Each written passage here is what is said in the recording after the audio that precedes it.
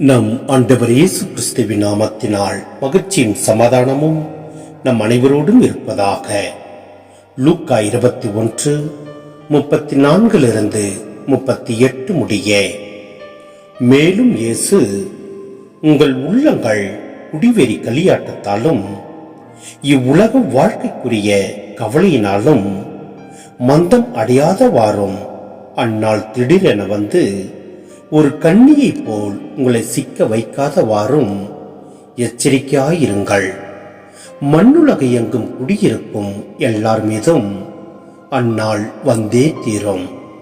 ஆகையால் நிகழப்போகும் அனைத்திலிருந்தும் தப்புவதற்கும் மானிட மகன் முன்னிலையில் நிற்க வல்லவராவதற்கும் எப்பொழுதும் விழிப்பாயிருந்து மன்றாடுங்கள் என்றார். இயேசு பகல் நேரங்களில் கோவிலில் கற்பித்து வந்தார்.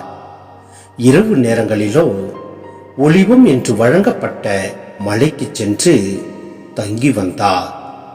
எல்லா மக்களும் கோவிலில் அவர் சொல்வதை கேட்க காலையிலேயே அவரிடம் வருவார்கள். சிந்தனை: எருசலேமில் நெருங்கி வரும் முடிவு பற்றி எடுத்து கூறிய பின் மனித வரலாற்றின் முடிவில் இயேசு நடுவராய் வரவிருக்கும் நாளை பற்றி லூக்கா குறிப்பிடுகிறார்.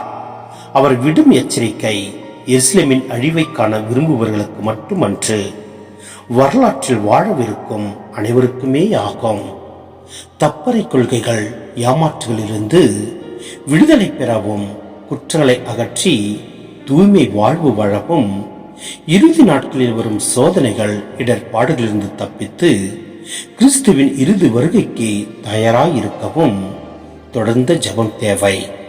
இயேசு கற்பித்த ஜெபத்திலும், எங்களை சோதனையில் விழவிடாதேயும் தீமையிலிருந்து எங்களை இரட்சித்தரலாம் என்ற சொற்களில் இதே கருத்து வெளிப்படுதலை காண்க.